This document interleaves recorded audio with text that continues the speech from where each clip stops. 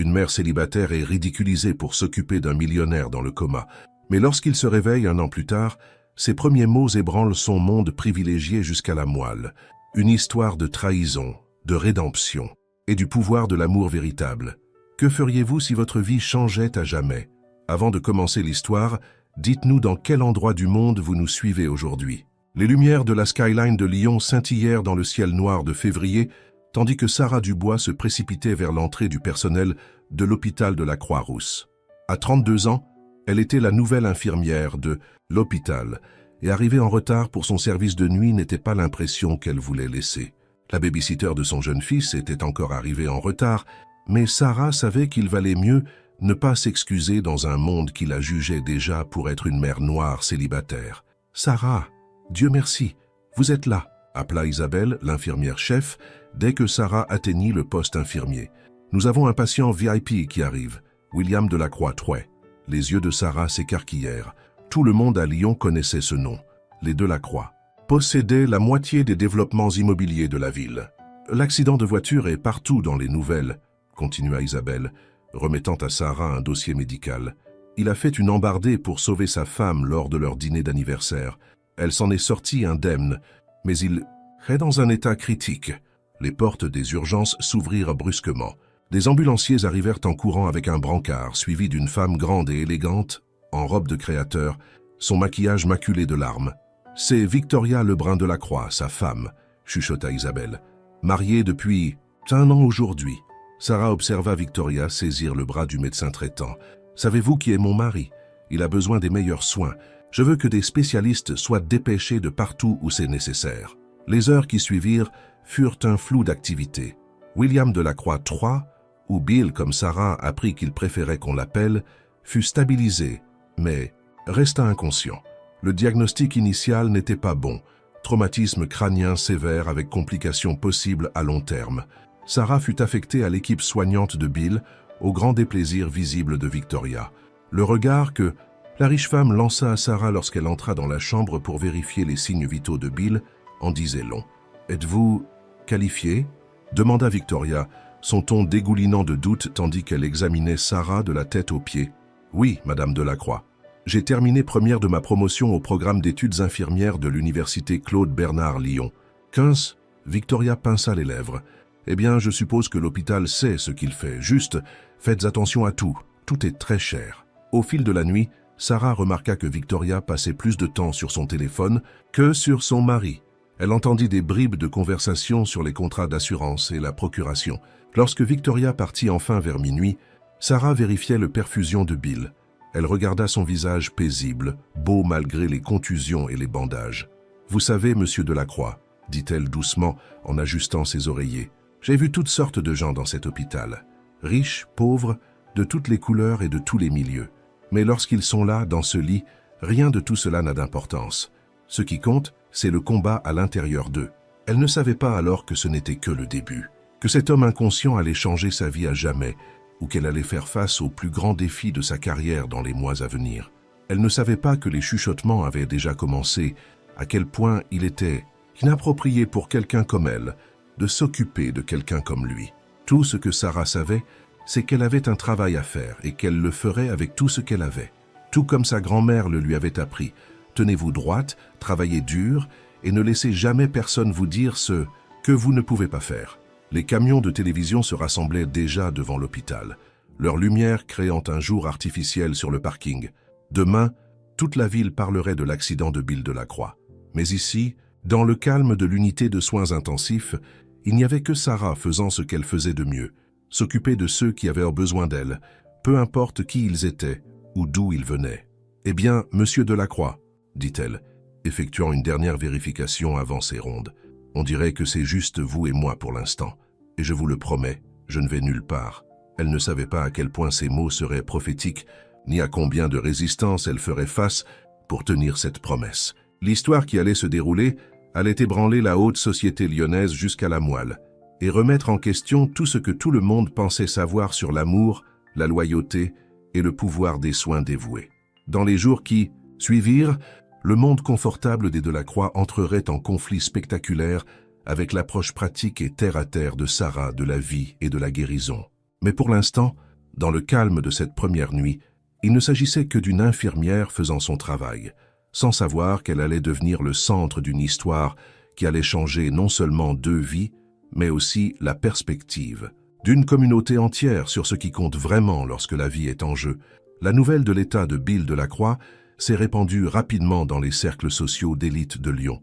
À la fin de la première semaine, l'aile privée de l'hôpital était devenue un défilé de costumes de créateurs et de parfums de luxe.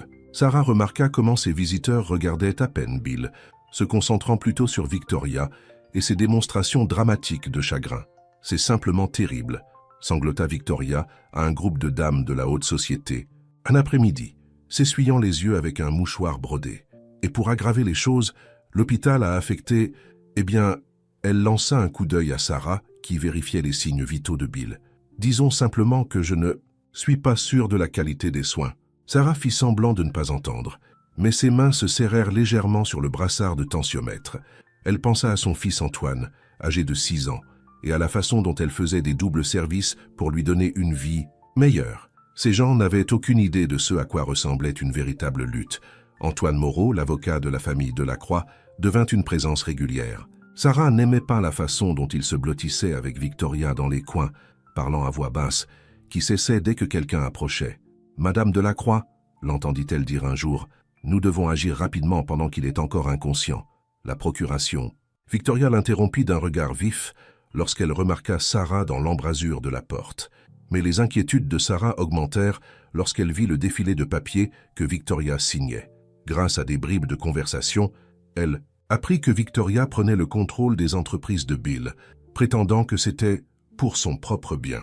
Un soir tranquille de service de nuit, Sarah fut surprise par la visite de Marguerite, la gouvernante âgée de Bill depuis 30 ans. « Je devais venir quand tout le monde était parti », expliqua Marguerite, ses mains usées serrant son sac à main. Mademoiselle Victoria, elle change tout à la maison, elle licencie le personnel de longue date, fait venir ses propres gens. Elle essaie même de vendre les chevaux bien-aimés de Monsieur Bill. Sarah écouta Marguerite parler du Bill, que personne à l'hôpital ne connaissait. Un homme qui traitait son personnel comme une famille, qui aimait monter à cheval à l'aube, et qui avait bâti sa fortune sans jamais oublier les leçons de son père sur le respect des gens. Il disait que l'argent ne fait pas l'homme, dit Marguerite, les larmes aux yeux. L'homme fait l'argent, et ce qui compte, c'est ce qu'il en fait. Ce soir-là, après le départ de Marguerite, Sarah regarda Bill différemment. Elle commença à lui parler davantage pendant ses services, lui racontant sa vie, son fils, ses rêves d'ouvrir un jour un centre de santé communautaire. « Vos chevaux vous manquent, monsieur Delacroix, » dit-elle en lui donnant ses soins du soir. « Marguerite m'a raconté comment vous montiez tous les matins. Mon père m'a appris à monter, vous savez. Il travaillait dans une écurie en Bretagne avant de mourir. » Sarah ne s'attendait pas à ce qui arriva ensuite. La main de Bill trembla. C'était léger, mais indéniable. Excitée, elle le nota dans son dossier médical et le signala au docteur Bernard. Mais lorsque Victoria l'apprit, elle le rejeta entièrement. « Oh, s'il vous plaît » railla Victoria. Elle l'a probablement imaginé, ou inventé pour attirer l'attention. « Jean-Paul, pouvons-nous envisager d'affecter une autre infirmière, quelqu'un de plus approprié ?»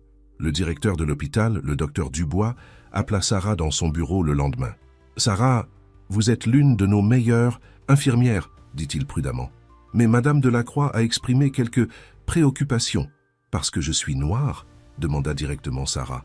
Le docteur Dubois remua mal à l'aise. « Elle pense que quelqu'un avec plus d'expérience avec les patients de haut niveau serait plus approprié. Avec tout le respect que je vous dois, docteur Dubois, je sais ce que j'ai vu.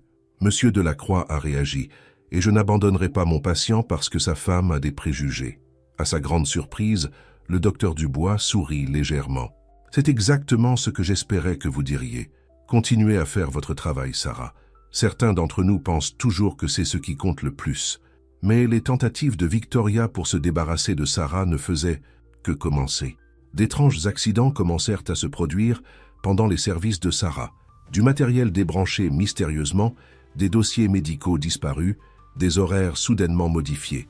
Le point de rupture arriva lorsque Sarah arriva un soir pour trouver Victoria avec une nouvelle infirmière privée, une jeune femme blonde nommée Sophie. « Oh, personne ne vous l'a dit ?» dit Victoria avec une fausse douceur. « Nous n'aurons plus besoin de vos services. » Mais avant que Sarah ne puisse répondre, les moniteurs de Bill se mirent à biper de façon erratique. Sa tension artérielle baissait dangereusement. Sans hésitation, Sarah repoussa Sophie et commença les procédures d'urgence qu'elle connaissait par cœur. En quelques minutes, elle l'avait stabilisée. Sophie resta figée, clairement dépassée. Le visage de Victoria était un masque de fureur. Le docteur Bernard, qui avait tout vu, parla fermement. « Madame Delacroix, Sarah reste.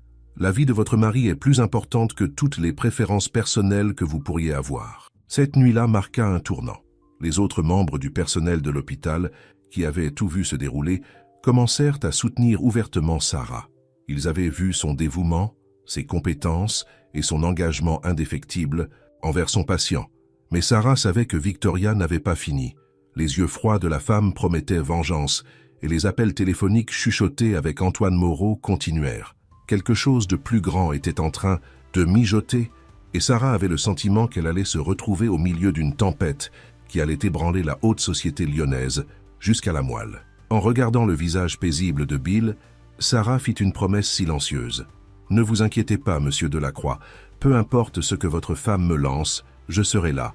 Quelque chose me dit que vous allez avoir besoin de tous les vrais amis que vous pouvez trouver lorsque vous vous réveillerez. » Elle ne savait pas alors à quel point elle avait raison, ni à quelle vitesse elle serait mise à l'épreuve. La vraie bataille ne faisait que commencer, et les enjeux étaient plus élevés qu'elle ne pouvait l'imaginer. 3 semaines après l'accident de Bill, Sarah arriva au travail pour trouver l'hôpital bourdonnant de ragots.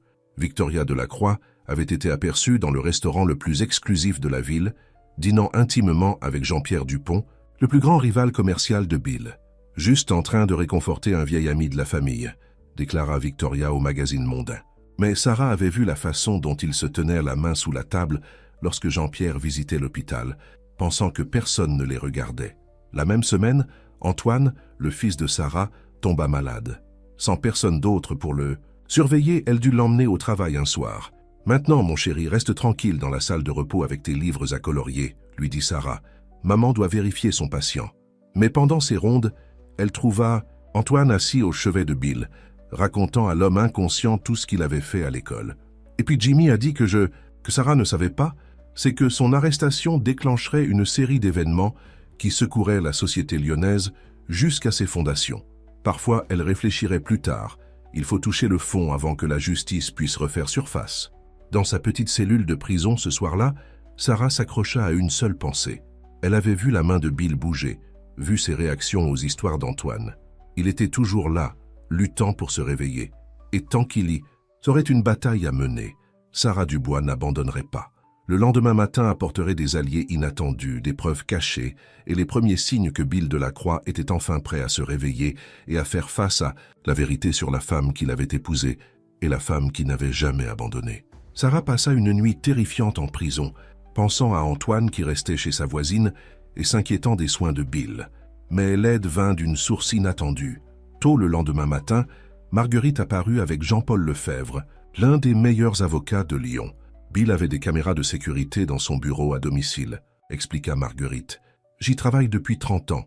Je sais où se trouve tout, y compris le coffre-fort où il garde les preuves de toutes ses transactions commerciales. L'avocat sourit. Et Madame Dubois, vous serez intéressée d'apprendre que ces caméras ont capté des conversations très intéressantes entre Madame Delacroix et Monsieur Dupont concernant la plantation de preuves contre vous. En quelques heures, Sarah fut libérée. Mais lorsqu'elle retourna à l'hôpital, elle découvrit qu'elle avait été suspendue en attendant l'enquête. « Je suis désolé, Sarah, » dit Dr Dubois. « Nos mains sont liées jusqu'à ce que tout soit réglé. » Victoria avait parfaitement planifié. Même avec les accusations abandonnées, la suspension signifiait que Sarah ne pouvait plus protéger Bill. Mais Victoria n'avait pas compté sur la loyauté que Bill avait gagnée au fil des ans. Le personnel de l'hôpital commença à tenir des registres détaillés de tout ce qui se passait pendant leur service. Les infirmières, les aides-soignants, même les employés de la cafétéria ont signalé chaque mouvement suspect de Victoria et de ses amis. Isabelle, l'infirmière en chef, a surpris Jean-Pierre Dupont en train d'essayer d'accéder aux dossiers médicaux de Bill tard une nuit. « Simplement préoccupé par mon vieil ami », a-t-il prétendu, mais Isabelle l'a vu essayer de modifier les ordres de dosage des médicaments de Bill. Sarah passa ses journées à construire un dossier avec Jean-Paul Lefebvre, utilisant les preuves de Marguerite. Ils découvrirent que Victoria avait secrètement vendu les biens personnels de Bill, ses chevaux bien-aimés, sa collection d'art, même le centre communautaire qu'il était en train de construire. Je me sens tellement impuissante. Confia Sarah à Marguerite autour d'un café. Qui sait ce qu'ils lui font pendant que je ne suis pas là? N'abandonnez pas, serra Marguerite sa main. Bill disait toujours que l'on peut connaître le vrai caractère d'une personne par la façon dont elle agit quand tout est contre elle. Antoine avait du mal à comprendre pourquoi sa mère ne pouvait plus aller travailler. « Mais qui va raconter des histoires à Monsieur Bill ?»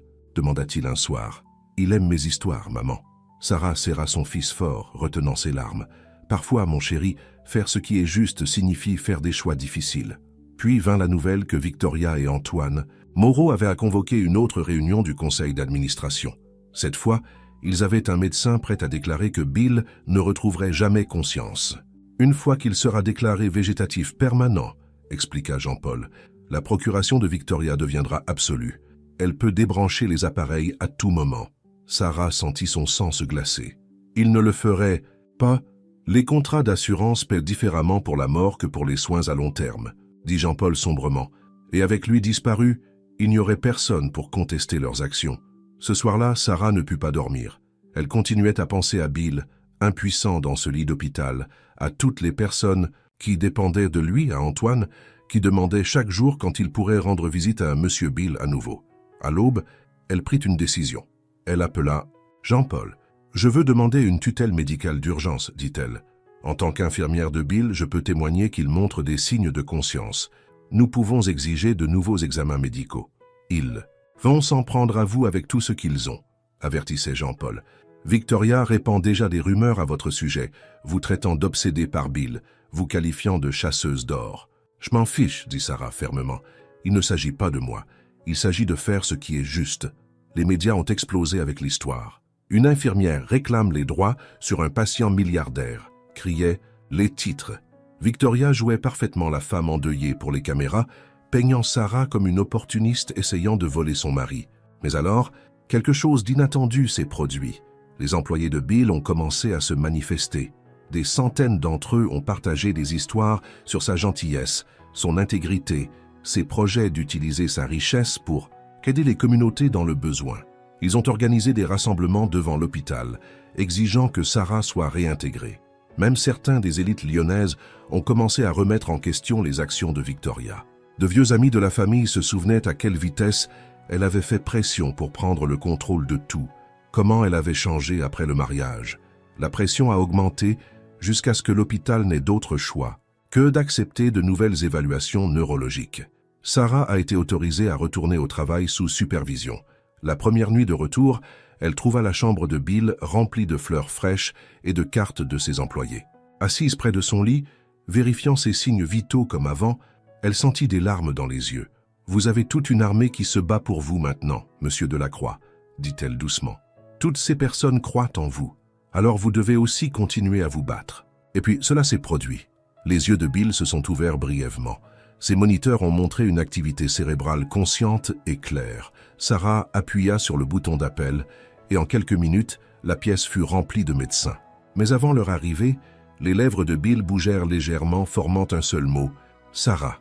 Victoria arriva 1 heure plus tard pour trouver l'hôpital en émoi. Son mari se réveillait, et le premier mot qu'il avait prononcé n'était pas son nom, mais le nom de l'infirmière noire qu'elle avait essayé de détruire.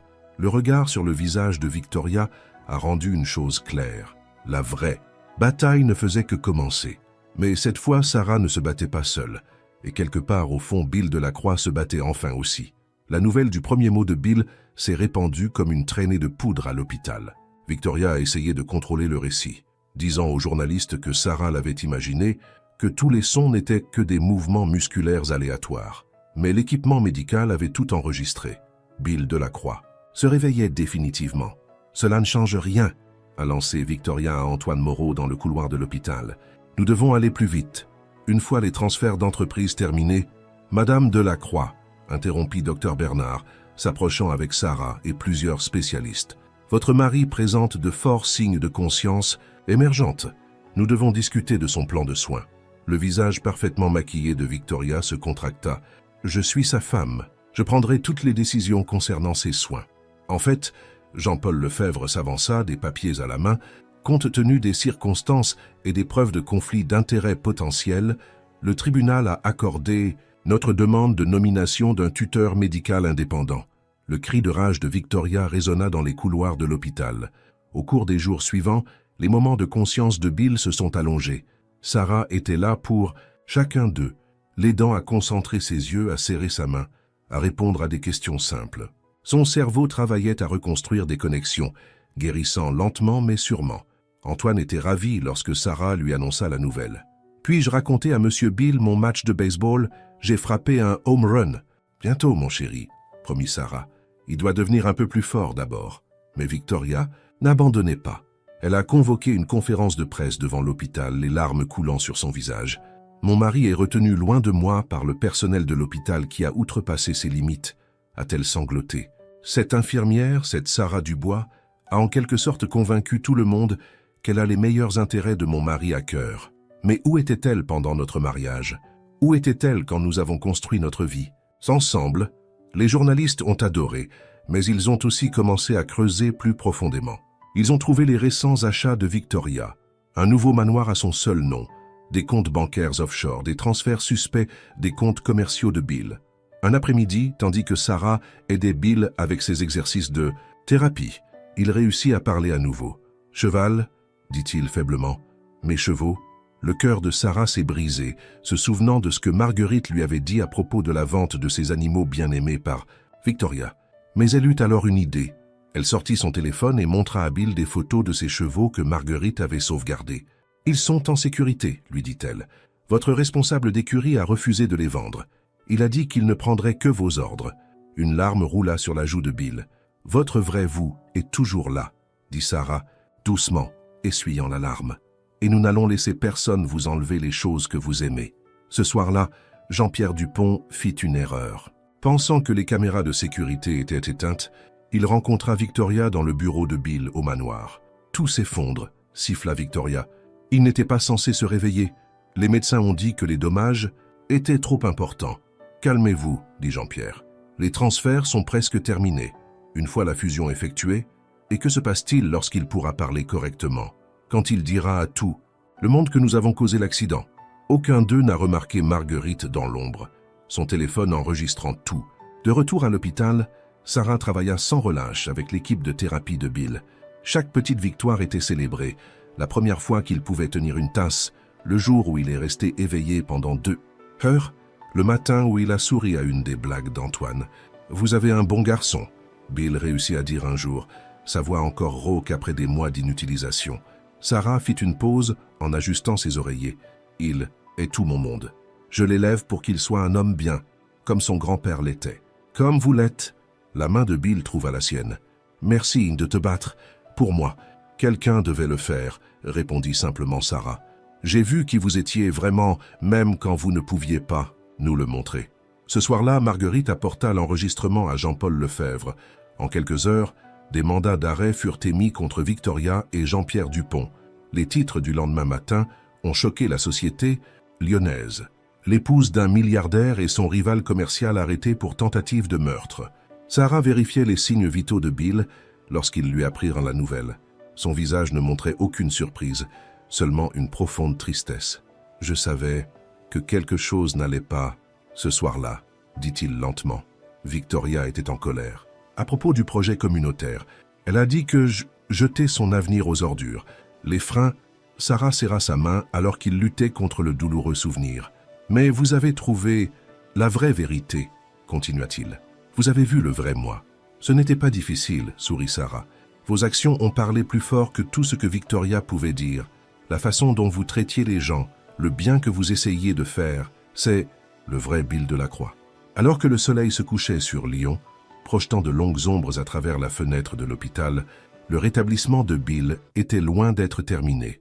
Alors que le soleil se couchait sur Lyon, projetant de longues ombres à travers la fenêtre de l'hôpital, le rétablissement de William Delacroix III était loin d'être terminé. Sa confiance en la véritable sollicitude et la compassion s'était développée grâce aux personnes qui l'entouraient.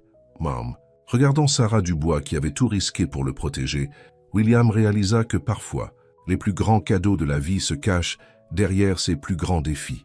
Et parfois, le véritable amour ne se résume pas à des dîners fastueux et des soirées mondaines. Il s'agit de quelqu'un qui voit votre vraie valeur lorsque vous êtes à votre plus faible. L'arrestation de Victoria Lebrun-Delacroix et Jean-Pierre Dupont a ébranlé la haute société lyonnaise.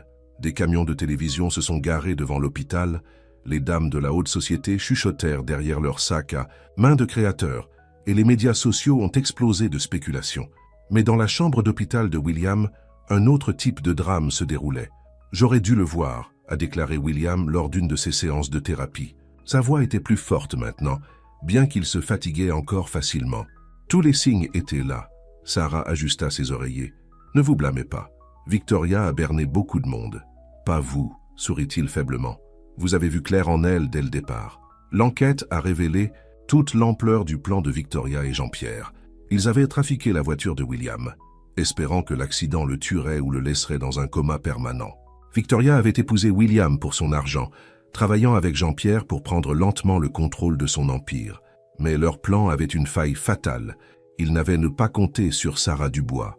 Les médias ne pouvaient pas en avoir assez de cette histoire. « Infirmière noire sauve un milliardaire », titrait un journal. « Cendrillon en tenue médicale », déclarait un autre.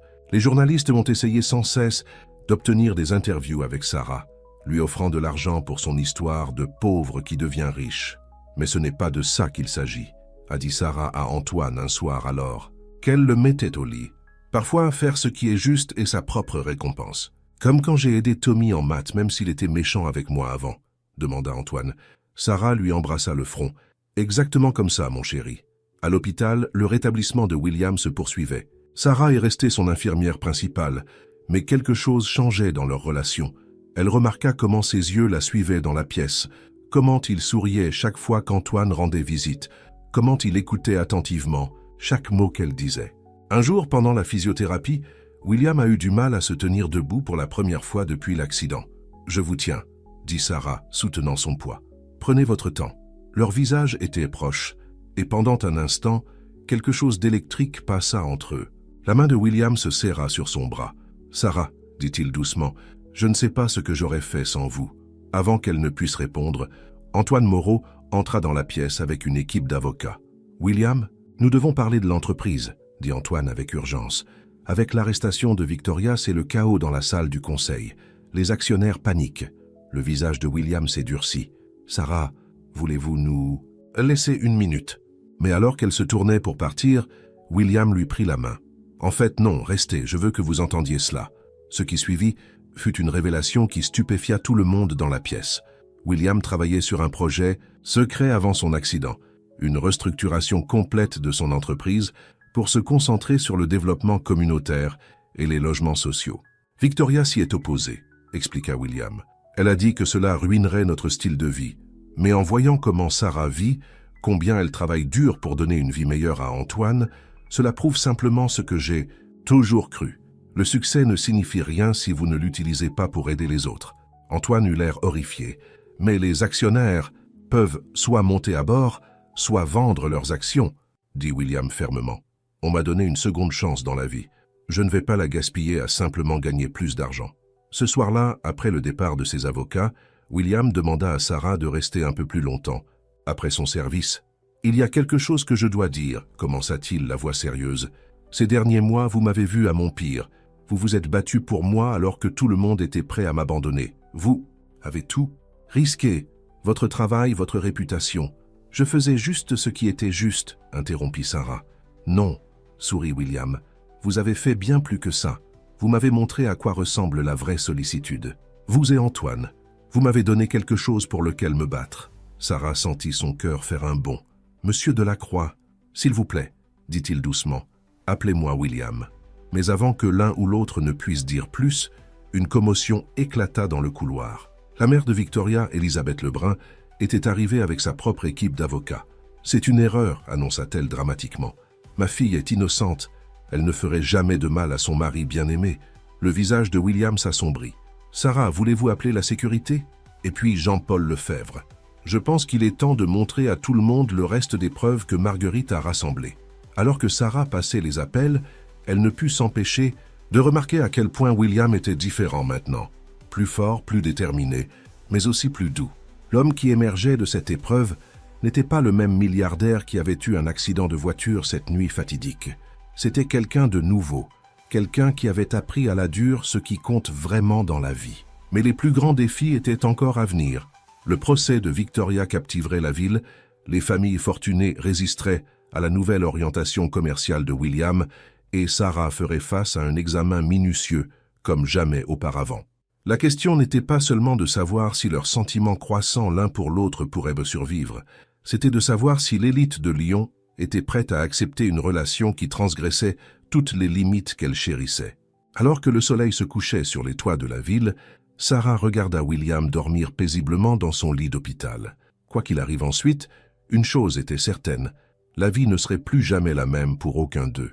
Le procès de Victoria Lebrun de la Croix est devenu le plus grand spectacle que Lyon ait vu depuis des années. Les marches du palais de justice étaient bondées de journalistes chaque jour et l'élite de la ville remplissait la salle d'audience, accrochée à chaque mot du témoignage. Sarah a dû prendre un congé pour témoigner. La nuit précédant son comparution en cour, elle était une boule de nerfs. « Et si je dis quelque chose de mal ?» demanda-t-elle à William lors de sa visite dans sa chambre. Il était maintenant assis, devenant plus fort chaque jour. « L'avocat de Victoria va essayer de me faire passer pour une mauvaise personne. Dites simplement la vérité, » dit William en lui prenant la main. « C'est tout ce que vous avez toujours fait. » Mais l'équipe de défense de Victoria était brutale. Ils ont dépeint Sarah comme une chercheuse d'or calculatrice qui s'était frayé un chemin dans la vie de William. Ils ont évoqué ses difficultés financières, sa situation de mère célibataire et même le travail de son père comme palefrenier. « N'est-il pas vrai, » a raillé l'avocat de Victoria, « que vous avez vu Monsieur Delacroix comme votre ticket pour sortir de la pauvreté ?» Sarah leva la tête haut. « Non, monsieur. Je l'ai vu comme un patient qui avait besoin d'aide alors que tout le monde l'avait abandonné. »« Un patient ?» L'avocat leva un sourcil. « Est-ce pour ça que vous avez amené votre fils lui rendre visite? Pourquoi vous avez passé des heures à lui parler? À lui lire?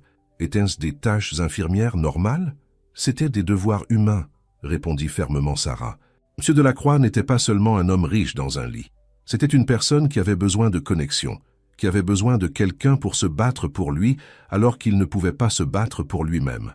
De son fauteuil roulant dans la galerie, William observa Sarah avec fierté. Elle était tout ce que Victoria n'était pas. Authentique, compatissante, forte sans être dure. Mais le procès a eu des conséquences. Antoine est rentré de l'école en pleurant un jour parce que des enfants s'étaient moqués de lui parce que sa mère était à la télévision. « Ils ont dit que vous aimez Monsieur Delacroix seulement parce qu'il est riche », a sangloté Antoine. Sarah serra son fils contre elle. « Mon chéri, souviens-toi ce que grand-père disait. La valeur d'une personne n'est pas dans son portefeuille, mais dans son cœur. Je tiens à Monsieur Delacroix parce que c'est un homme bon qui avait besoin d'aide, tout comme je t'ai appris à aider les autres lorsqu'ils en ont besoin. » Le dossier de l'accusation était solide. Les enregistrements de Marguerite, les documents financiers et les preuves de sabotage de la voiture de William brossaient un tableau clair du stratagème de Victoria et Jean-Pierre. Mais la défense avait une dernière carte à jouer. Ils ont appelé le docteur Dubois à la barre et l'ont interrogé sur l'état mental de William. « N'est-il pas possible, » a suggéré l'avocat de Victoria, « que les sentiments apparents de M. Delacroix pour l'infirmière Dubois soient simplement le résultat de sa blessure cérébrale, une sorte de confusion ou de transfert ?» La salle d'audience a bourdonné de chuchotements. Sarah sentit son cœur s'affaisser. Elle avait été si prudente pour ne pas profiter de la vulnérabilité de William, pour garder les choses professionnelles malgré leur proximité croissante. Mais ensuite, William a fait quelque chose qui a choqué tout le monde. Malgré les conseils de ses médecins, il a insisté pour monter à la barre. « Monsieur Delacroix, » commença le procureur, « veuillez dire à la cour ce que vous ressentez. Pour la défendresse, Victoria Lebrun de la Croix. » La voix de William était claire et forte. Je croyais l'aimer, mais ce que je ressentais pour Victoria ne ressemblait en rien à l'amour véritable. L'amour véritable ne se résume pas aux soirées mondaines et aux apparitions publiques. Il s'agit de quelqu'un qui voit votre véritable moi et qui vous soutient lorsque tout le monde s'en va. Le visage de Victoria s'est déformé. « Imbécile, ingrat !» cria-t-elle, se levant. « Tout ce que j'ai fait était pour vous empêcher de gaspiller notre fortune sur vos projets de charité ridicules. » L'éclat a scellé son sort. Le jury n'a mis que 3 heures pour déclarer Victoria et Jean-Pierre coupables sur tous les chefs d'accusation. Devant le palais de justice, les journalistes ont envahi Sarah. « Qu'est-ce que ça vous fait d'être vengé? Êtes-vous et Monsieur Delacroix romantiquement impliqués? Que dites-vous aux gens qui appellent cela une histoire de Cendrillon moderne ?» Mais Sarah sourit simplement. Ce n'est pas un conte de fées. Il s'agit de faire ce qui est juste, même lorsque c'est difficile, Maintenant, si vous me le permettez, je dois aller chercher mon fils à l'école. » Ce soir-là, elle a emmené Antoine rendre visite à William dans son centre de rééducation privée. Le garçon courut vers le fauteuil roulant de William avec un papier à la main. « Regardez, j'ai eu un A à mon contrôle de maths. » Le visage de William s'illumina. « C'est fantastique, mon pote. Ces exercices supplémentaires que nous avons faits ont vraiment porté leurs fruits, hein ?» Sarah les observa ensemble, le cœur rempli. Mais elle vit aussi les photographes à l'extérieur de la fenêtre, les regards curieux du personnel, le poids de l'attention du public qui ne ferait que s'alourdir. Plus tard, alors qu'Antoine était absorbé par ses devoirs, William prit la main de Sarah. « Nous devons parler, » dit-il doucement, « de nous, de ce qui se passera ensuite. » Sarah sentit son pouls s'accélérer. Le procès était terminé, mais leur histoire était loin d'être finie. Et le plus grand défi était encore à venir, convaincre le monde que ce qu'ils avaient n'était pas une question d'argent, de statut ou de conte de fées. Il s'agissait de deux personnes qui s'étaient trouvées dans les moments les plus sombres et de la lumière qu'elles avaient créée ensemble. Les semaines qui ont suivi la condamnation de Victoria ont apporté des changements que personne n'aurait pu prédire. William s'est lancé dans la physiothérapie, déterminé à remarcher. Sarah est retournée à ses fonctions infirmières, régulières, essayant de maintenir une certaine normalité malgré sa nouvelle célébrité. Mais plus rien n'était normal. Chaque fois qu'ils étaient vus ensemble, des photos apparaissaient dans les pages mondaines. Milliardaire et infirmière, amour ou manipulation, se demandèrent les titres. N'ont-ils rien de mieux à écrire? Soupira Sarah un matin, jetant de côté un magazine avec leurs photos sur la couverture. En fait, dit William se dirigeant vers lui dans sa chambre de rééducation privée, j'y ai réfléchi à tout ça. Il avait ce regard dans les yeux que Sarah avait appris à reconnaître, celui qui signifiait qu'il planifiait quelque chose de grand. Je veux raconter notre histoire, continua-t-il, mais la vraie histoire, pas leur version. Comment vous avez sauvé non seulement ma vie, mais mon âme, ce qui compte vraiment dans ce monde. Avant que Sarah ne puisse répondre, Antoine entra dans la pièce excité par le prochain bal des pères et filles de son école. « Le père de Tommy a dit que je ne pouvais pas y aller parce que je n'ai pas de père, » dit Antoine, la voix faible. Il a dit que c'était seulement pour les vraies familles. Le visage de William s'assombrit. « Viens ici, mon pote !» Il lui tapota les genoux et Antoine monta prudemment, attentif aux tubes et aux moniteurs. « Tu sais ce qui fait une vraie famille, l'amour, la sollicitude, prendre soin les uns des autres, tout comme toi et ta mère. » Sarah les observa ensemble, le cœur gonflé. Au cours des derniers mois, William était devenu une figure paternelle pour Antoine, l'aidant avec ses devoirs, partageant des histoires, lui apprenant des choses sur les chevaux. C'était plus qu'elle n'avait jamais rêvé possible, pour son fils. Mais tout le monde n'était pas content de leur relation. Un après-midi, Elisabeth Lebrun, la mère de Victoria, a confronté Sarah devant le centre de rééducation. « Je sais ce que tu fais, » siffla-t-elle, « te frayer un chemin dans sa vie, utilisant cet enfant pour jouer sur ses émotions. Les gens comme toi veulent toujours ce que nous avons. Les gens comme moi ?» Sarah tint bon. « Tu veux dire les gens qui se soucient des autres, qui voient de la valeur dans quelque chose d'autre que l'argent. Oui, je suppose que je suis comme ça. La confrontation a fait les nouvelles, bien sûr. Mais cette fois, quelque chose d'inattendu s'est produit. Des lettres et des courriels ont commencé à affluer de partout au pays. Des couples mixtes, des parents célibataires, des personnes qui avaient trouvé l'amour au-delà des frontières sociales. Votre histoire nous donne de l'espoir, ont-ils écrit. William progressait dans son rétablissement. Le jour où il a fait ses premiers pas sans soutien, Sarah était là, les larmes aux yeux. « Je n'aurais pas pu le faire sans toi, » dit-il en la serrant dans ses bras. « Tu as fait le travail difficile, » insista-t-elle. « J'ai juste cru en toi. C'est exactement ce que je veux dire. » Sa voix était douce. « Tu as cru en moi quand je ne pouvais plus croire en moi-même. » Ce week-end-là, Antoine insista pour emmener Sarah et Antoine à ses écuries. 5 chevaux de prix lui avaient été rendus et il était déterminé à partager son amour de l'équitation avec eux. « Mon père m'a appris à monter à cheval, » dit Sarah, aidant Antoine à monter sur une douce jument. « Je sais. » Souris Antoine, tu me l'as dit une fois quand tu pensais que je ne t'entendais pas. Tu m'as dit beaucoup de choses pendant ces longues nuits. Sarah rougit. « J'ai trop parlé. Tu as juste assez parlé. » Antoine prit sa main. Chaque mot m'a aidé à revenir. Mais leur moment paisible fut interrompu par Antoine Moreau, arrivant en courant avec des nouvelles urgentes. Les actionnaires se révoltaient contre les plans d'Antoine, visant à restructurer l'entreprise pour le développement communautaire. Ils menacent de vendre leurs actions, avertissant Antoine. Le cours de l'action chute. Antoine, resta calme. Laissez-les vendre. Parfois, il faut perdre quelque chose pour gagner quelque chose de mieux. Ce soir-là, Antoine convoqua une conférence de presse. Debout, grand et droit avec sa canne, Sarah et Antoine à ses côtés, il s'adressa au monde. « Les gens n'arrêtent pas de poser des questions sur ma relation avec Sarah Dubois. » commença-t-il. « Ils veulent savoir si c'est approprié, si c'est convenable, si c'est bon pour les affaires. Eh bien, laissez-moi vous dire ce qui est bon pour les affaires.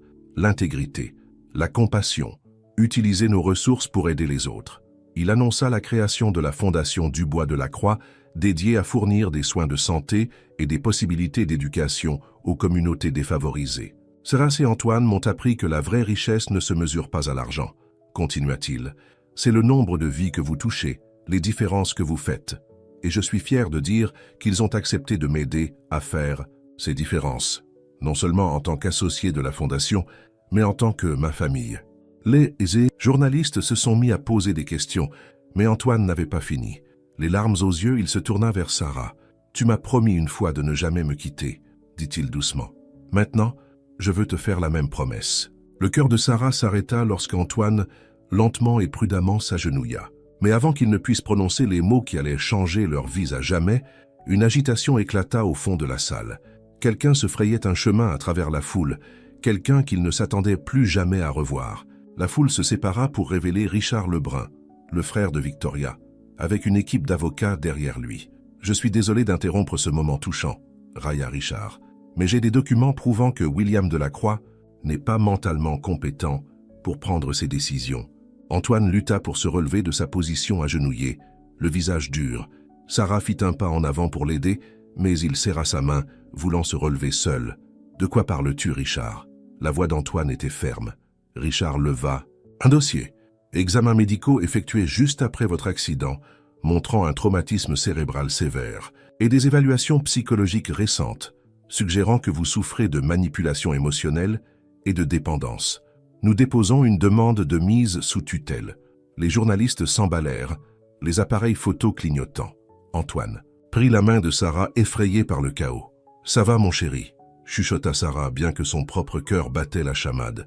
Ils auraient dû savoir que la famille Lebrun n'abandonnerait pas si facilement. La voix d'Antoine coupa le « bruit. Ça suffit !»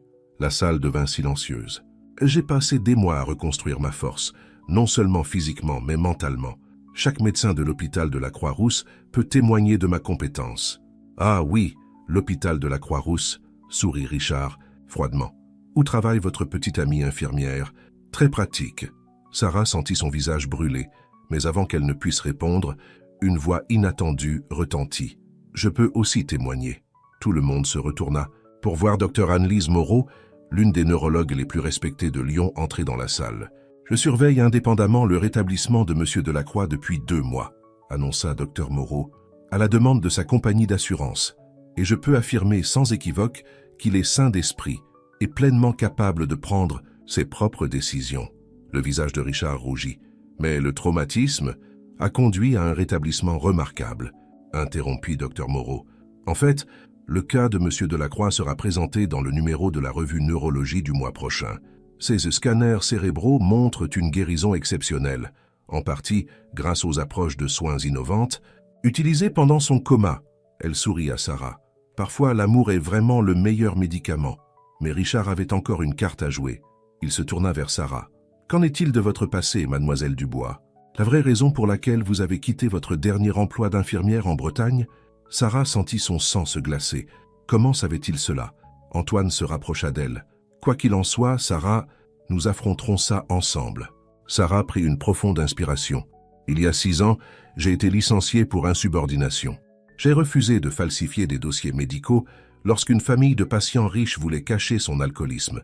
Ils m'ont mis au banc de tous les hôpitaux de la région. C'est pourquoi j'ai déménagé à Lyon, pour donner à Antoine un nouveau départ. » Elle se tourna vers les journalistes. « Je n'ai jamais caché qui je suis ou ce que je crois. J'ai perdu mon emploi parce que je n'ai pas voulu mentir, et je le referai, parce que certaines choses sont plus importantes que l'argent, ou le statut, comme la vérité, la dignité et le fait de faire ce qui est juste. » La salle resta silencieuse un instant, puis étonnamment des applaudissements éclatèrent. Cela commença par Marguerite, qui s'était glissée pendant la commotion et se répandit jusqu'à ce que toute la salle applaudisse. Richard regarda autour de lui, réalisant qu'il perdait le contrôle de la situation. « Ce n'est pas fini », menaça-t-il. « La famille Lebrun a de l'influence. »« La famille Lebrun », interrompit Antoine, « est sur le point d'apprendre que l'influence fonctionne dans les deux sens. Votre sœur a essayé de me tuer, Richard. Elle est en prison. La réputation de votre famille est déjà en ruine. Voulez-vous vraiment aggraver les choses en menant une bataille perdue ?» Jean-Paul Lefebvre fit un pas en avant avec son propre dossier. « Nous avons mené notre propre enquête, Monsieur Lebrun, sur certaines irrégularités fiscales dans la fondation de votre famille. Aimeriez-vous en discuter publiquement ?» Le visage de Richard pâlit. Sans autre mot, lui et ses avocats se retirèrent. Par la suite, les journalistes les entourèrent à nouveau, mais Antoine leva la main pour demander le silence. « Maintenant, » dit-il, se tournant vers Sarah avec un sourire, « où en étions-nous » Il commença à s'agenouiller à nouveau, mais Sarah l'arrêta, consciente de ses jambes encore en voie de guérison. « Reste debout, » dit-elle doucement. « Nous avons tous les deux passé assez de temps à genoux. » Sarah Dubois. Antoine prit ses mains dans les siennes. « Tu m'as sauvé la vie de toutes les manières possibles. Tu m'as montré à quoi ressemblait le véritable amour. Toi et Antoine êtes devenus ma famille de toutes les manières qui comptent. Veux-tu... » « Oui, » interrompit Sarah, les larmes coulant sur son visage. « Oui à tout. » Antoine tira la veste d'Antoine. « Est-ce que ça veut dire que je peux t'appeler papa ?» Antoine souleva Antoine avec une force qu'il ne savait pas avoir. « Je serai honoré, fils. » Comme ils s'embrassaient, les appareils photos ont clignoté à nouveau, mais cette fois Sarah ne s'en souciait pas. Laissez le monde voir à quoi que ressemble le véritable amour. Laissez-les voir que la famille ne se définit pas par le sang ou le statut, mais par les cœurs qui se choisissent les uns les autres. Mais même s'ils célébraient, Sarah ne pouvait pas se débarrasser du sentiment qu'il n'avait pas entendu le dernier mot de la famille Lebrun. Victoria était peut-être en prison, et Richard était peut-être temporairement vaincu, mais des gens comme ça n'abandonnaient pas facilement. Leur bonheur avait été durement gagné, et Sarah savait qu'il devrait se battre pour le garder. Mais en regardant Antoine et Antoine ensemble, elle savait que quoi qu'il arrive ensuite, ils l'affronteraient en famille. Les feuilles d'automne prenaient des teintes dorées à Lyon lorsque Sarah Dubois est devenue Sarah Delacroix. La cérémonie ne s'est pas déroulée dans un club de campagne chic ou un lieu social d'élite. Ils ont plutôt choisi le jardin de l'hôpital où ils avaient passé tant d'heures pendant le rétablissement d'Antoine. Certaines personnes pourraient trouver étrange de se marier à l'hôpital, a déclaré Antoine dans ses vœux, debout, grand et droit sans sa canne. Mais c'est là que notre histoire a commencé. C'est là que j'ai appris que parfois, il faut tout perdre pour trouver ce qui compte vraiment. Sarah, rayonnante dans une simple robe blanche, essuya les larmes de ses yeux en répondant « Je suis tombée amoureuse de toi 2 fois », dit-elle. D'abord de l'homme qui avait besoin de mon aide, puis de l'homme qui s'est battu pour revenir vers nous. Antoine, beau dans son petit smoking, porta fièrement les alliances. « Est-ce que ça veut dire que nous sommes officiellement une vraie famille maintenant ?» demanda-t-il après la cérémonie. « Nous sommes une vraie famille depuis longtemps, » dit Antoine en l'embrassant. « Cela ne fait que l'officialiser pour les autres. » La liste des invités a surpris la haute société lyonnaise. Aussi, côté des chefs d'entreprise et des responsables municipaux, se trouvaient des infirmières, des aides-soignants et du personnel hospitalier. Marguerite était là, bien sûr, rayonnante de fierté. Mais le moment le plus touchant est survenu lorsque Dr Bernard est arrivé avec un invité spécial, l'un des anciens kinésithérapeutes d'Antoine, qui est maintenant étudiant en médecine grâce au programme de bourse de la Fondation Dubois Delacroix. Même certaines des dames de la haute société qui avaient autrefois regardé Sarah de haut étaient là, peut-être plus par curiosité que par bonne volonté. Mais Sarah ne s'en souciait pas. Elle savait que le changement se produit lentement, un cœur à la fois. La réception battait son plein lorsque Jean-Paul Lefebvre arriva avec des nouvelles. Victoria avait tenté de faire appel de sa condamnation, mais le tribunal l'avait rejetée. Elle et Jean-Pierre Dupont, en réalité sur la chose la plus réelle au monde, le pouvoir du cœur humain de surmonter n'importe quel obstacle, de combler n'importe quelle division et de trouver la lumière même dans les endroits les plus sombres. Fin.